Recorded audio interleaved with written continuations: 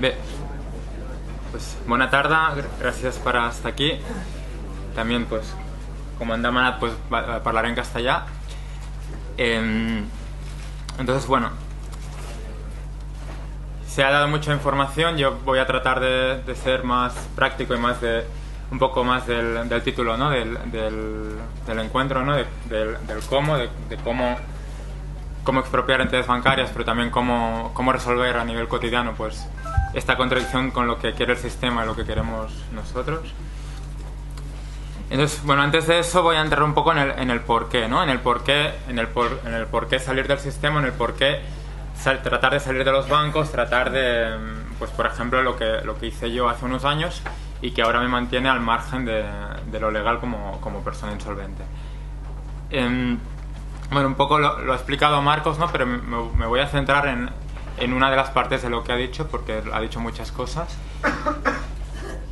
Bueno, los bancos son quienes controlan la economía, quienes crean el dinero que se maneja, con el que se llega a final de mes, con el que se compra coches, con el que se compran tierras, con el que se compra cualquier recurso, es el dinero que controlan los bancos y que ellos crean, y que de alguna forma no podemos construir alternativas a este sistema sin crear nuestra propia forma de moneda, es nuestra forma propia de relacionarnos económicamente, y que si junto con muchas otras cosas, pero no podemos construir alternativas si en esas alternativas no está incorporado el salir de su sistema monetario que está gestionado por los bancos centrales y creamos otra cosa, ¿no? Pues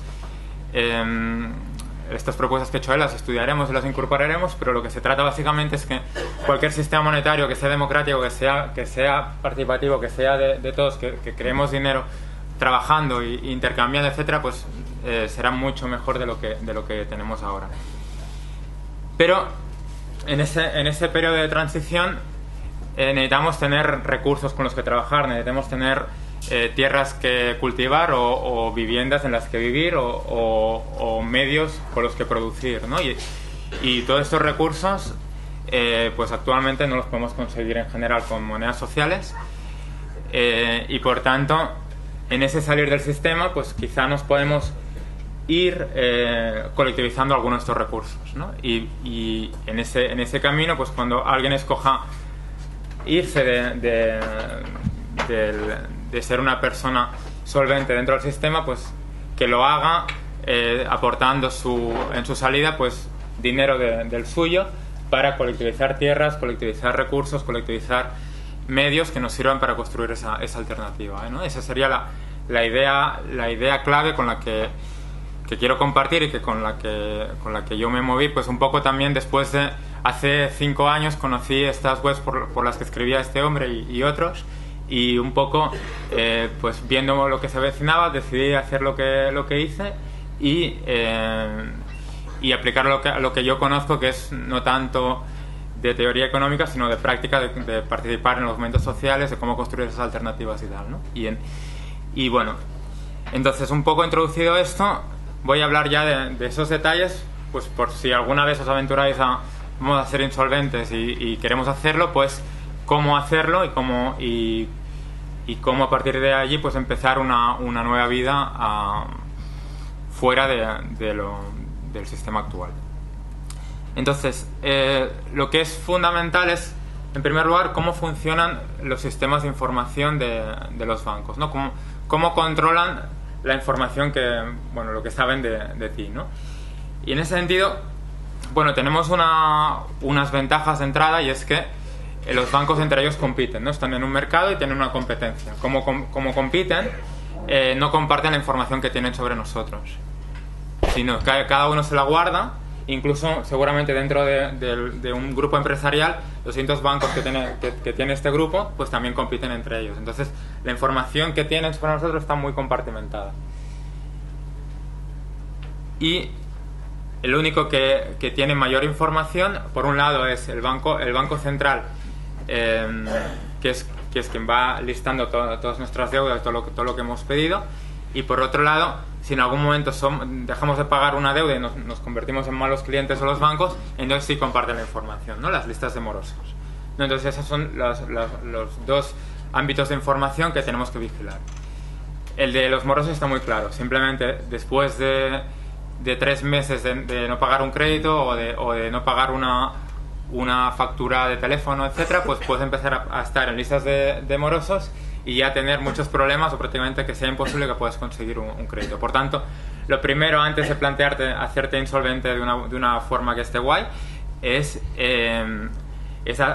limpiar las pequeñas deudas que podamos tener con teléfonos, por ejemplo, o con financieras. Es decir, si debemos 1.000 euros o debemos 500 o debemos 200, cantidades pequeñas, quizás nos sale a cuenta pagarlas, aparecer como en una situación de solvencia ante el sistema y luego empezar realmente a preparar nuestra salida. En esto, y es importante, por mi experiencia, no entraría las multas que tengamos con el Estado, ¿vale? Esas no hay que pagarlas.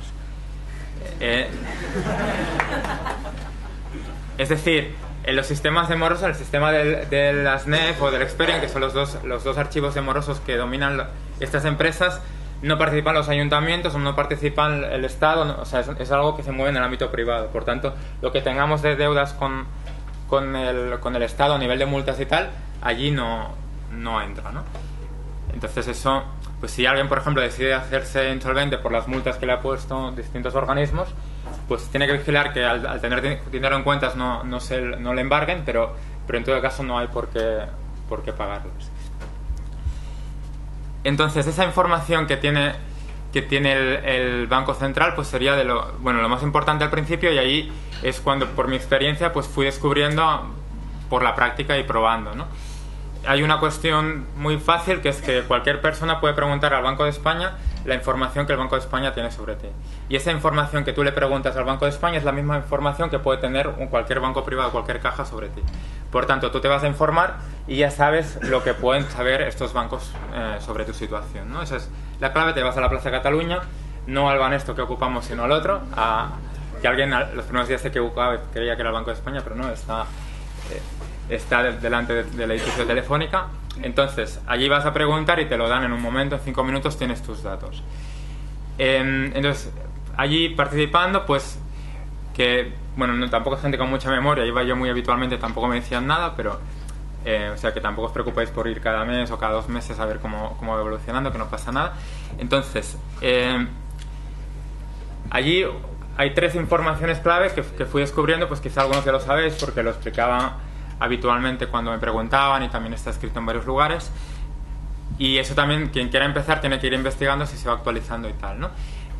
Por alguna extraña razón, los préstamos de menos de 6.000 euros no aparecen. Eso quizás pues es todo un ámbito de dinero prestado que no aparece en ningún listado oficial y que permite pues que la burbuja sea mucho mayor de lo que es. Es decir, préstamos de tarjetas de crédito de 1.000 euros, de 600, de 3.000, pequeños préstamos, todo esto no aparece.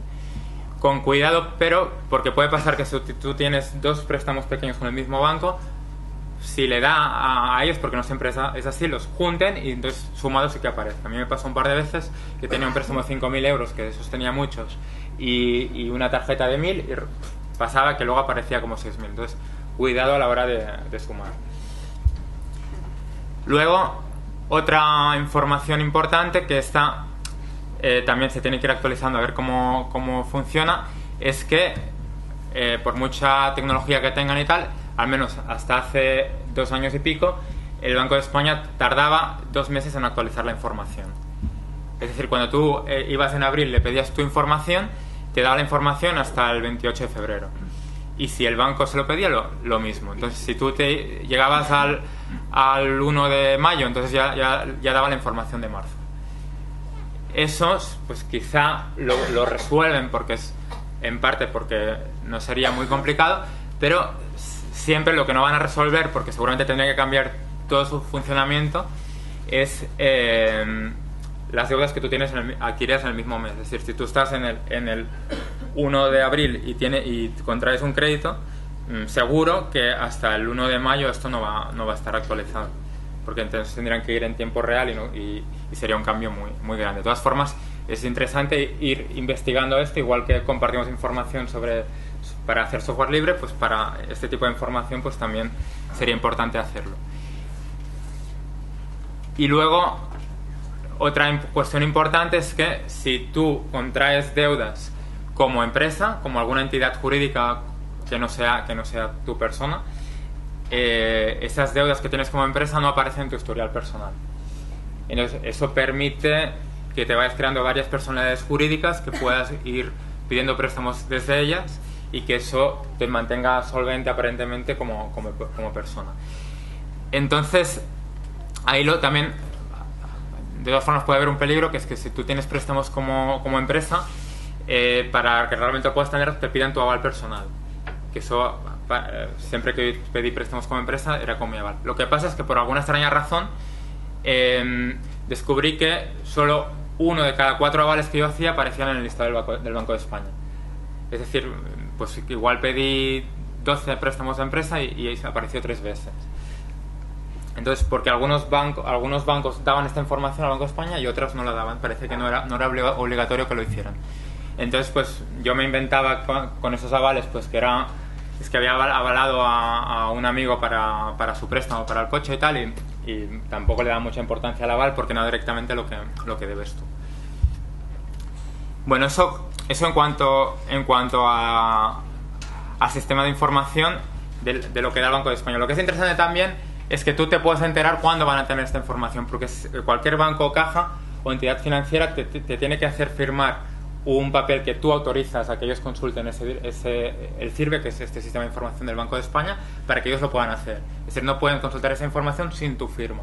Por tanto, en el momento que les das tu firma, ya sabes que van a acceder a esa información. Ahora voy a entrar un poco ahora he dicho lo que pueden saber de ti, ahora voy a decir lo que no pueden saber. Y que eso es la otra parte importante, ¿no? Lo que tú explicas al banco y ellos no van a saber, o como mínimo tú puedes hacer que no lo sepan. Lo primero que te piden siempre en todos los casos es la nómina, ¿no? Si no tienes nómina o un ingreso fijo, no puedes acceder a un préstamo. Puede ser nómina o puede ser como empresario, pues la declaración de ingresos que estás haciendo desde allí. Siempre es más fácil plantearlo como una nómina alta que no como el mismo ingreso como empresario, porque siempre entienden que tú como empresario puedes falsear más tus ingresos, en cambio como nómina para ellos va a misa, digamos, que es lo que el empresario te ha pagado. Entonces, la nómina, ellos no tienen la información para saberla, no comparten la información con el Estado, que es quien lo sabe, y por tanto, pues ahí tienes un espacio que inventar. Luego, cuando miremos las cuestiones legales, tenemos 2 opciones. Tenemos la opción de, cuando vamos a empezar a preparar nuestra huida del sistema, tenemos la opción de buscar realmente una nómina alta y con esa nómina alta pues tener préstamos con total legalidad, con los papeles de verdad y con ello pues pedir préstamos y luego salir del sistema. O si no queremos hacer eso, no podemos hacerlo, tenemos la otra opción, que es de inventar esas nóminas. Y bueno, luego entraré un poco más en algunos detalles importantes de esa invención. Lo importante es que allí lo que sale, ellos solo pueden saber si la empresa que está dando la nómina es una empresa cierta, si tiene que ser una empresa que exista, ellos pueden comprobar si esa empresa existe. Y bueno, si das un número de teléfono de tu trabajo, pues algunos de ellos llaman a tu trabajo para preguntar si tú realmente estás trabajando allí. Por tanto, ahí son detalles también que haber preparado. Allí no hay nada que falsificar, es decir, la nómina tú la haces y la imprimes y haces el sello y firmas con una firma que sea de verdad y otra que te la hayas inventado, que es la del empresario, digamos, y no hay ningún problema. Es un documento totalmente privado y que tú haces con un ordenador. Luego, el contrato de trabajo, que es el segundo documento más habitual. Es importante que ya puestos sea indefinido o sea a largo plazo. Para ellos valoran mucho, evidentemente, que sea indefinido. Y es un documento que en mi caso, simplemente, y eso pasa siempre es más fácil hacer documentos a partir de un documento real que inventándolo de cero, ¿no? Entonces coges un documento que sea un contrato de verdad, con un sello de la Oficina de Trabajo de la Generalitat que sea de verdad, escaneas este sello, luego gráficamente lo separas y con ese sello real que has separado puedes utilizarlo para que sea el sello de de tu realidad. Y ese sello, pues si en un momento lo hiciste con una fecha y la quieres cambiar, pues es fácil cambiar la fecha con Photoshop y esas cosas y poner el sello que te sirva en cada momento de cuando empezaste en ese trabajo. Luego, la vida laboral, que es algo que no te piden tanto como el contrato de trabajo, pero te la pueden pedir bastante. En este caso, ellos, bueno, la vida laboral te llega por correo a casa, pero cuando te llega por correo a casa te llega en un formato más difícil de falsificar porque está en color, porque está impreso no con cualquier máquina, porque da más información que la que puedes encontrar en otro lugar. Entonces, yo lo que hacía, aunque tuviera esa información, es ir siempre a la oficina de Seguridad Social, que hay una que da las días laborales por la tarde, que está en Travesera de Gracia, en Industria, por la Sagrada Familia, y en esta oficina por la tarde te la imprimen en blanco y negro en el momento. Entonces te la imprimen en blanco y negro con una impresora láser que tú puedes tener, y allí la información básica que pone es dónde han sido tus últimos trabajos y los días que has trabajado. Entonces tú allí puedes añadir la información real, la que has puesto en la nómina para que te cuadre y hacer que una cosa cuadre con la otra, y le presentas la vida laboral así hecha. Yo ya tenía de alguna manera un modelo que iba cambiando los días que iba trabajando según cuando lo presentaba, y ya con haberlo hecho una sola vez, viendo que las letras cuadraban y tal, ya era bastante fácil hacerlo. Lo importante también, porque esto puede ser al final bastante trabajo, es hacerte modelos que te hagan trabajar menos cada vez que lo estás haciendo, que no tengas que empezar de nuevo. Y luego hay una cosa que nunca llegué a crear, digamos, que era la declaración de renta. La declaración de renta tiene el pequeño problema de que viene con una página web que es un link que se puede consultar en internet, que sale un PDF que es de la agencia tributaria, y se puede consultar allí si es cierto o no. Entonces nunca me arriesgué a inventármelo y que luego lo consultaran y vieran que no era verdad. Entonces, en lugar de eso, lo que hice fue jugar de otra forma, que es se trataba de dar de dar una información que pudiera ser cierta, ¿no? Entonces era muy difícil de tener una declaración de renta realmente alta, pero en cambio como la declaración de renta siempre es del año anterior, tú podías inventarte una trayectoria personal que más o menos cuadrara con lo que estabas haciendo, o sea, con lo que estabas presentando al banco. Por ejemplo, pues yo solía decir que primero tenía una nómina más baja, entonces presentaba una declaración de renta sin actividad, o sea que no la había tenido que presentar, o luego ya la inflé y pude presentar algo un poco más alto, porque no era muy alto tampoco. Entonces decía que había empezado con un contrato temporal que era una nómina más baja, y que luego me habían hecho fijo y me habían subido la nómina. Entonces eso siempre casualmente había sucedido en el último año, de manera que no tenía la declaración de renta en relación al sueldo que ahora tenía, y eso simplemente cuadraba, no hacía falta tener la declaración de renta de ello, y por tanto pues podía presentar una nómina alta con la declaración de renta que no se correspondía con esto, y que era más fácil de hacer. Bueno, básicamente me voy a tratar esos documentos. Entraría luego la cuestión de los documentos que te piden cuando entras como empresa. Yo creo que en realidad se puede hacer de manera más simple, y que a no ser que quieras hacer algo bastante grande, pedir préstamos como empresa no es necesario en principio, porque es bastante más complicado. Tienes que jugar con inventante proveedores, con balances, con declaraciones de IVA, con impuestos de sociedades, y bueno, unas cuantas cosas que están explicadas en mi libro, pero que no creo que ahora hace falta entrar en estos detalles. En todo caso, si a alguien le interesa, pues lo puede encontrar o me lo pregunta en otro momento. Entonces, bueno, cuando te pones a actuar, lo importante es tener claro cuál es tu personaje, ¿no? Eso está claro, pues, y de alguna forma pues, escoger una profesión que más o menos te caiga cercana, ¿no? Que te puedan hacer dos preguntas y las puedas responder, o que puedas establecer una conversación en la notaría con el banco mientras estás esperando que firme el notario, te vaya preguntando y tú le puedas ir más o menos dando una versión que cuadre, ¿no? Es decir, que no te inventes una profesión que no tenga nada que ver contigo, aunque no sea lo que estás haciendo. Entonces lo más difícil es el tema de la empresa que te da el trabajo. Si es de verdad, que lo que decía antes, que has hecho una nómina de verdad y tal, pues no hay ningún problema, porque simplemente si llaman a tu trabajo y le preguntan si estás trabajando así, aunque no sepan nada, pues van a decir la verdad que sí y ya está. Si te lo tienes que inventar, la clave es, bueno, yo creo que es más fácil que sea algo muy pequeño, que sea una persona de confianza, que esté al tanto y que incluso puedes hacerlo tú mismo. Entonces, ahí la clave a la hora de funcionamiento es que tendrán que haber unas transferencias de dinero que vayan de la empresa a tu persona. Y por tanto, o lo hace la persona de la empresa que está colaborando contigo, o te da la libertad de crear cuentas para hacer eso desde el nombre de la empresa y tú mismo te lo haces, ¿no? Para eso, para que exista esa libertad, decimos que es más fácil con una empresa muy pequeña. En mi caso, como quizás sabéis, era una cooperativa, entonces yo hacía los dos papeles a la vez. Era el empresario y el trabajador, creaba cuentas y me hacía transferencias. Pero eso no hace falta que sea una cooperativa, sino que se puede hacer con una empresa, y si hace falta y si tienes tiempo, incluso se puede crear alguna empresa específicamente para ello. Lo que pasa es que es importante pues que la empresa tenga mayor historia que la que tú dices que tiene cuando presentas el contrato de trabajo. Entonces no puedes acabar de crear la empresa cuando empiezas a hacerlo, porque entonces se va a notar, ¿no? Por tanto, tiene que ser una empresa al menos con más de un año de historia. Y por eso, pues, o lo preparas ahora y lo preparas con tiempo, o buscas algo que ya exista y que puedas utilizar.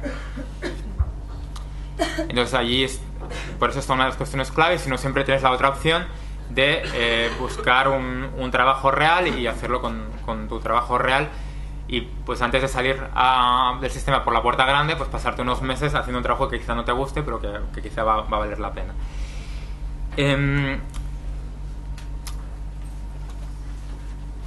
Bueno, entonces a la hora de planificar, yo, como sabéis, estuve bastante tiempo. Quizá es un palo hacerlo tanto tiempo y no tiene por qué hacerlo todo el mundo así. Quizá con 6 meses se puede hacer todo. Y depende de lo que quieras hacer, con 3 meses incluso se puede llegar a hacer. Es decir, cuando tú vas a un banco, domicilias la nómina, empiezas a cobrar la nómina y te empiezas a ganar su confianza, en realidad ganarse la confianza de un banco es muy fácil, porque quieren vender y ellos venden préstamos. Entonces, aunque haya bajado todo el rollo de que hay menos crédito y tal, igualmente ellos viven de eso, y por tanto al final a alguien le tienen que dar el préstamo, ¿no? Entonces, con 3 meses lo puedes hacer, en el sentido de que pasas 3 nóminas y a la tercera ya puedes ir a pedir un préstamo. Eso si trabajas solo con bancos y cajas. Lo que pasa es que tener un préstamo con un banco o con una caja solo es fácil si tienes la nómina domiciliada allí. Si no, tienes que mostrar solvencia, y aparte de esa documentación que he hecho antes, le tienes que enseñar tus cuentas en el banco donde tienes la nómina, y le tienes que dar explicaciones de por qué no lo pides allí y una serie de cosas. Entonces, una forma que me inventé y que se puede extrapolar de solucionar eso, aunque yo hice las dos cosas, pedí préstamos con nómina y sin nómina, pero para hacerlo con nómina lo más fácil es hacer lo mismo en paralelo con varios bancos. Es decir, tener la nómina a la vez domiciliada en varios bancos. Es decir, lo que haces con una nómina, pues hacerlo con varios. Evidentemente esto solo puedes hacer en el caso de que te estás inventando también el trabajo. Si el trabajo es de verdad, pues entonces allí está más limitado. Yo llegué, para que tengáis una idea, a hacer lo mismo con 8 bancos y 8 nóminas a la vez, ¿no? Y entonces con estos 8 pude conseguir préstamos de más de 20.000 euros, que en cambio cuando era un préstamo sin tener domiciliada la nómina pedí como mucho de 10 o 12.000, porque no había la misma confianza. Y quizá esos, además en una situación de crédito y tal, son los más complicados. Pero si tienes la nómina, ellos saben que ellos son los responsables de prestarte a ti, y ellos van a asumir su papel normalmente. Luego hay una cuestión también muy importante, que es que yo lo hice todo solo, y eso tenía unas dificultades, que es que cuando me pedían aval me iba a otro banco. Si en lugar de hacerlo solo lo hacéis entre dos, podéis hacer avales cruzados, y eso significa que las posibilidades aumentan mucho. Por tanto, pues ahí está muchas más posibilidades que se generan al hacer las cosas entre dos. Incluso, pues bueno, como he dicho antes, puede hacer a alguien que no se quiere hacer insolvente y simplemente hace la función de empresario y te da las nóminas, y 2 personas que colaboran avalándose mutuamente en bancos distintos y que ellos no lo van a saber. Eso aumenta mucho las posibilidades porque una nómina avalada por otra nómina, pues ya la solvencia que se aparenta ante el banco ya es mucho mayor. Entonces, bueno, también como si alguien quiere empezar, por ejemplo, un problema que hay a veces es que para empezar esto y mover varias nóminas, ahí entraríamos en que hace falta una liquidez. Es decir, para tener a finales de mes, por ejemplo, 10.000 euros para repartir entre 5 nóminas de 2.000 euros, tienes que estar moviendo esos 10.000 euros en 5 cuentas a la vez. Por tanto, tienes que tener estos 5.000 euros o tener bastante cercano a ellos. Entonces, una forma de empezar a tener algo de solvencias y prepararte para eso es ir a financieras de los que dan préstamos más fácil, pero que son con más intereses, tipo Cofidis, Cetelem y estas, que te dan préstamos de 3.000 euros sin tener una cuenta con ellos porque ellos no hacen cuentas, y financiarte para empezar la acción. Es decir, empezar con ellos préstamos muy pequeños, que serán más fáciles que para un banco hacerte un préstamo muy pequeño, porque el banco prefiere hacértelo un poco mayor, porque va a mover con notario y va a mover, o sea, que le va a costar más trabajo hacértelo. Y en cambio las empresas financieras están especializadas en préstamos muy pequeños cuando no tienen ninguna confianza en ti. De hecho, ya tienes estipulado que a los clientes nuevos les dan préstamos de menos de 6.000 euros, que no lo tienen que ni justificar con el Banco de España, y luego cuando te cogen confianza y ya llevas unos meses, que en general cuando yo lo pruebe eran siempre 6 meses, cuando ya llevas 6 meses con ellos te podían dar un préstamo de mayor cantidad. De hecho, te lo ofrecían, ¿no? O sea, te llamaban, te enviaban cartas y te decían, ahora pide un coche, te vamos a dar un préstamo de 20.000 euros. Bueno, toda la propaganda que hacían por la tele y por todos los medios, pues también, si ya eras cliente, te la hacían directamente a casa. Entonces, aparte de conseguir un pote con amigos y tal, que eso sería la mejor forma y la más fácil, si eso no es posible, siempre está la opción de acudir a pequeñas financieras para empezar. Lo que pasa es que como mínimo sí que tendrás que jugar con los primeros 2.000 euros que haces mover en la primera cuenta donde domicilias la nómina, porque a ellos les tendrás que presentar tu nómina, les tendrás que presentar esa cuenta con los 3 meses de actividad de recibir la nómina y de normalidad en esa cuenta, y una vez tienes eso que te están pidiendo, entonces ellos te meterán el ingreso en ese banco. Entonces, pues de alguna forma, si necesitas esa financiación, pues el inicio sería esa nómina que domicilias, y luego a los 3 meses empezar con préstamos pequeños, y luego cuando tengas el dinero ya puedes ir abriendo cuentas en otros bancos y haciendo nóminas y todo esto. Luego también estaría la opción de ir directamente a temas de hipotecas o así, jugando con alguien que te vende la propiedad y que de alguna forma también está de acuerdo contigo, pero bueno, en eso no voy a entrar porque ya sería un poco más complicado ahora mismo. Bueno, con eso he dado ya un poco de información. Luego, si hay preguntas, pues ya concretamos por detalles, o sabéis que siempre puedo estar disponible para apoyaros en alguna acción en concreto. Pero al final, lo más difícil, y si lo que hace que muy poca gente aún esté haciendo esto, ya no porque no lo hace público, que es normal que no sea algo público, eso ya es una opción personal, sino porque sé que mucha gente no lo está haciendo, porque lo he hablado con bastante gente y es muy difícil hacer el paso. Al final es por ese miedo que hay a salir, ¿no? Ese miedo a ser insolvente, ese miedo a hacer un paso que al final lo que significa es que sales del sistema no por un tiempo a corto plazo, sino que lo estás haciendo para siempre a largo plazo, ¿no? Y creo que aparte de explicar el cómo, es muy importante también explicar el valor que tiene eso, ¿no? De hecho, tiene un valor personal y tiene un valor colectivo, tiene un valor político que también voy a explicar y que tiene que ver con partes también de lo que se ha contado antes. A nivel personal, la cuestión es que cuando tú te haces insolvente, cuando ya no... Bueno, serse insolvente no es ir al Estado y decir ahora soy insolvente y tal, sino simplemente hacer 3 cosas, que es no tener nóminas o tenerlas por debajo de 600 euros, es decir, puedes tener nóminas porque por menos de 600 euros no te lo pueden quitar legalmente, y por tanto pues la gente que está viviendo con poco dinero puede tener algunos pequeños trabajos y no se lo pueden quitar. Está también lo más difícil de hacer, digamos, en el día a día, que es no tener cuentas bancarias a tu nombre. Luego entraremos en otras formas como lo puedes tener. Y cuidado con esa relación, porque es donde cae mucha gente en un error tonto. Si tú cobras una nómina de 500 euros y dicen no me la van a embargar, pero lo tienes en una cuenta que está a tu nombre, te lo embargarán cuando llegue a la cuenta, porque te embargarán la cuenta entera.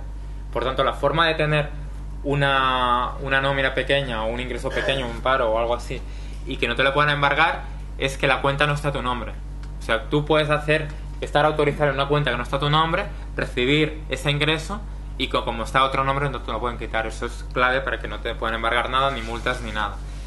Si hace falta y te piden que esa nómina esté a tu nombre, pues es muy fácil. Tú creas la cuenta, les enseñas la fotocopia que está a tu nombre, y luego entra otra persona en la cuenta, está compartida, luego tú te das de baja y queda la otra persona en la cuenta. Por tanto, eso lo puedes hacer incluso cuando te pidan demostrar que esa cuenta está a tu nombre, pues lo haces en un momento y luego dejas de estar. Y la tercera cosa es evidentemente no tener propiedades a tu nombre. Cuando digo propiedades me refiero a lo que hay un control estatal sobre eso, que es coche, tierras, acciones y cosas de este tipo, y casas, etcétera. Simplemente eso. Puedes tener una bici, puedes tener un ordenador, no, eso no te lo van a quitar, ni tan solo lo van a saber. Entonces, pues son simplemente esas cosas que no tienes que tener a tu nombre, y creo que esa parte también es relativamente fácil, a no ser que haya historias personales que lo dificulten, ¿no? y que sea más trabajoso. Evidentemente hay un problema ahí en las propiedades a largo plazo, que sería la cuestión de las herencias. En principio, pues si empezamos pronto, eso tiene que estar bastante lejos, y en todo caso, si tienes cierta afinidad con tus padres o las personas que te pueden dejar herencias, pues se trata de montarlo con ellos para que eso no sea así. Pues puede ser al nombre de otros hermanos, puede ser al nombre de una fundación, puede ser al nombre de algún colectivo, o sea, puede haber otras cosas en el cual ellos puedan colaborar, y luego te quedaría solo un mínimo, que es la legítima, que es una parte que por obligación o por ley tienes que cobrar si eres un hijo que está vivo y que de alguna forma pues tiene que cumplir eso. Pero luego hay un margen legal al que no he entrado porque aún no ha sido el momento, pero que se puede hacer, que es que cuando tú te toca cobrar una herencia, no sé por qué, pero es algo que existe en la ley, que tienes 30 años para decir que sí. Entonces pues bueno, ahí puedes estar esperando sin que se lo queden los bancos, usándolo como sufrúzco, digamos, o sea, haciendo uso, pero que no llega a ser tu propiedad porque tú no has aceptado la herencia. Es decir, tienes que ir tú a aceptar la herencia para que la pueda aceptar. Por tanto, sería de tontos, digamos, aceptar algo que se va a quedar el banco, ¿no? Entonces, en ese momento, pues siempre tienes esa opción. Y bueno, una vez explicada la cuestión técnica de la insolvencia, vamos a montar para hacerlo. De hecho, ahora mismo en el Estado español seguramente hay millones de personas que están en situación de insolvencia, aunque la mayoría no quieran seguirlo estando en el futuro. Pero cualquier persona que ha dejado de tener dinero en el banco porque tiene algún banco que le va a cobrar un crédito, que le van a embargar, etcétera, está en esa situación. Ya hay millones de personas morosas en el Estado, ¿no? Pero bueno, más allá de lo que hace la mayoría de esas personas, que es poner la cuenta a nombre de su hermano, a nombre de su madre, a nombre de algún familiar cercano, a nombre de su pareja, etcétera, que eso serían soluciones personales que no nos van a llevar muy lejos, porque cada vez más ese hermano puede tener una deuda y tener el mismo problema y ir entrando en la cadena.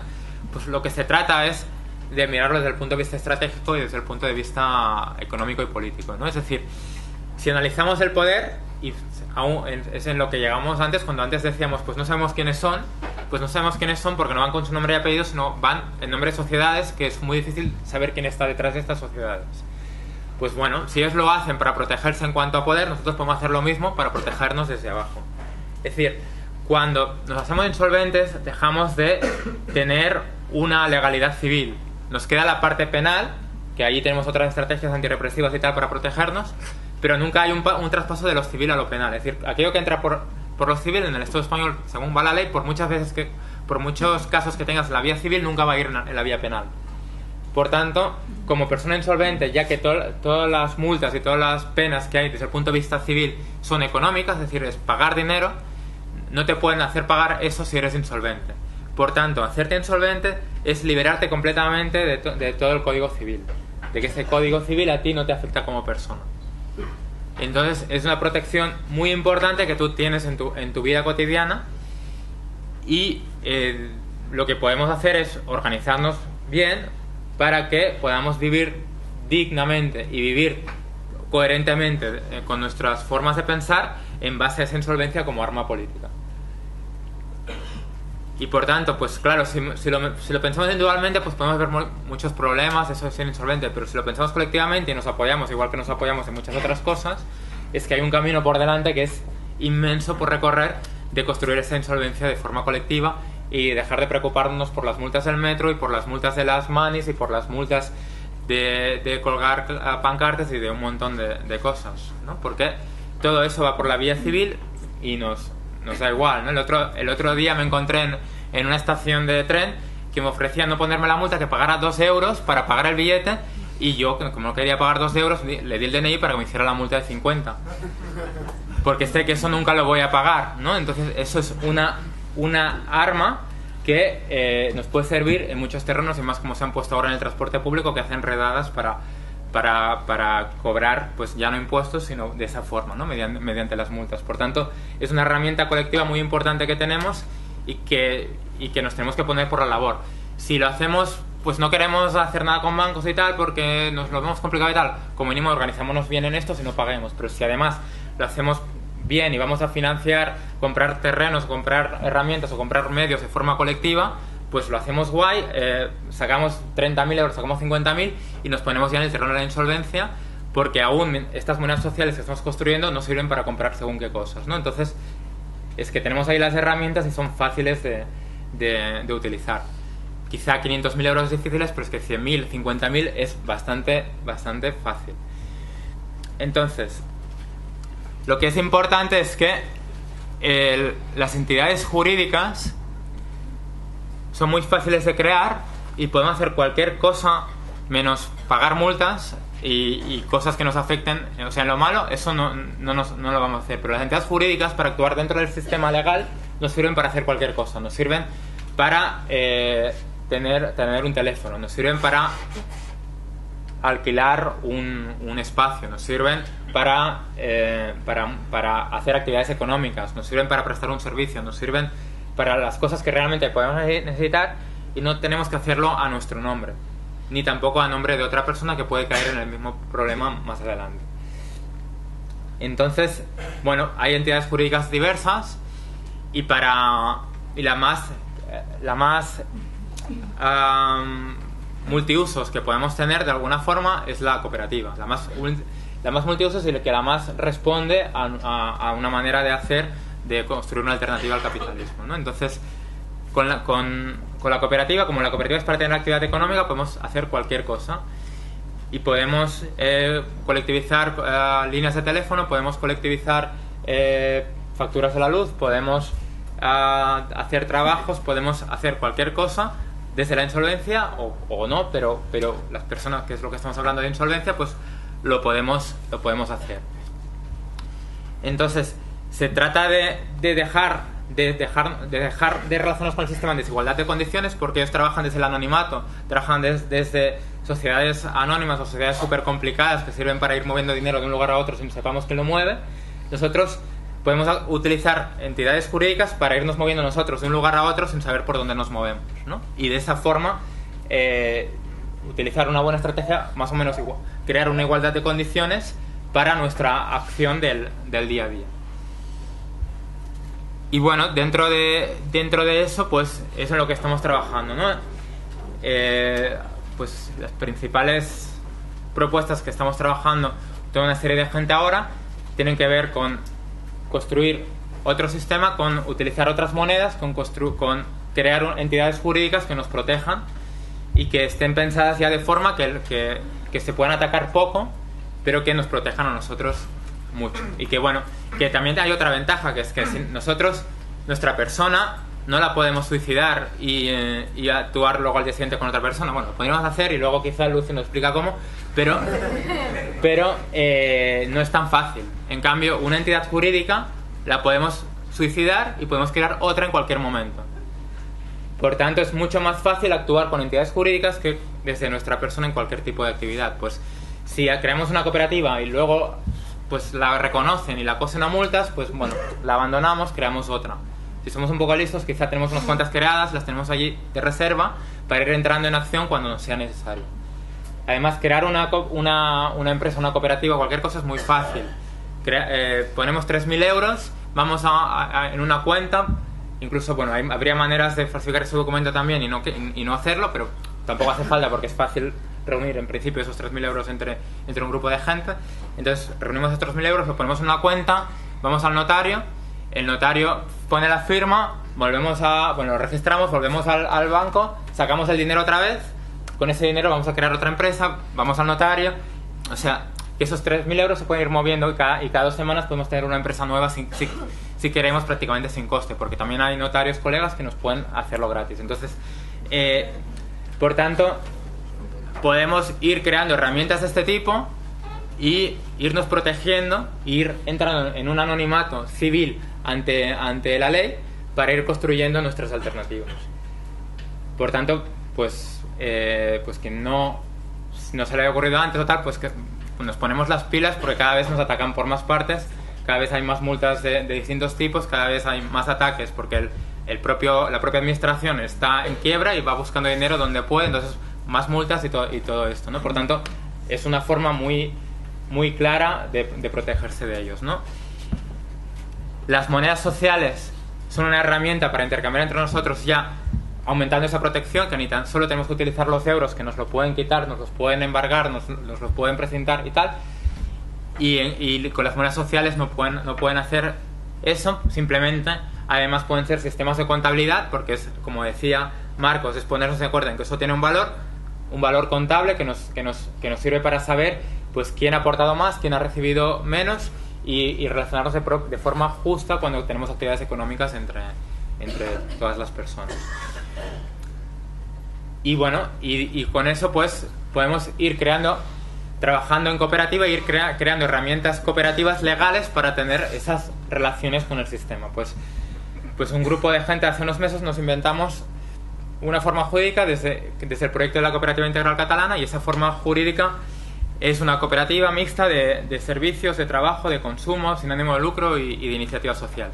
Eso significa que con ella se puede hacer cualquier cosa. Además, es una cooperativa de servicios intersectoriales, es decir, que puede hacer servicios sobre cualquier cosa. Y por tanto, pues puede ser la misma forma para un agricultor, para un electricista, para hacer de voluntario, para cualquier actividad, ¿no? Incluso nos podemos encontrar con una redada de seguridad social de que nos quieren decir que nosotros para hacer trabajo comunitario tenemos que estar en la seguridad social, ¿no? Que eso está pasando en algunos lugares. Pues nosotros le podemos decir que no, que esto es un trabajo voluntario, que nuestra cooperativa permite el trabajo voluntario y que todas esas personas que están ahí participando son socios de la cooperativa, y por tanto pues que eso no entra dentro de lo que ellos consideran trabajo. Por tanto, de esa forma también nos podemos proteger. Y con esa actividad pues incluso podemos no estar dados de alta en su seguridad social, crear nuestras alternativas, nuestra seguridad social, nuestra renta básica, nuestras opciones fuera del sistema actual. Y si incluso nos hace falta, pues con ese dinero que hemos colectivizado, hemos expropiado o alguien ha ahorrado, etcétera, si tenemos que comprar tierras para estar más seguros, tenemos que comprar alguna propiedad, pues creamos alguna cooperativa que solo para eso, y que como en su legalidad eso tiene que estar registrado y nos lo podrían embargar, pues cuando sea comprar tierras, que sea algo que parezca lo mínimo, que tenga la mínima actividad, que sea otra cooperativa totalmente distinta que la que utilizamos para tener actividad, y que sirva simplemente para colectivizar terrenos, tierras, lo que de alguna forma nos podrían quitar si nos ponen multas a una empresa a la que queremos suicidar. Entonces, pues simplemente se trata de jugar con eso e ir protegiendo lo que hacemos y protegiéndonos a nosotras y nosotros mismos. Y bueno, básicamente eso es lo que quería compartir en esta intervención. Luego, si ya hay dudas, preguntas o tal, pues ya entramos luego en ellas. Y paso ya la palabra a Lucio.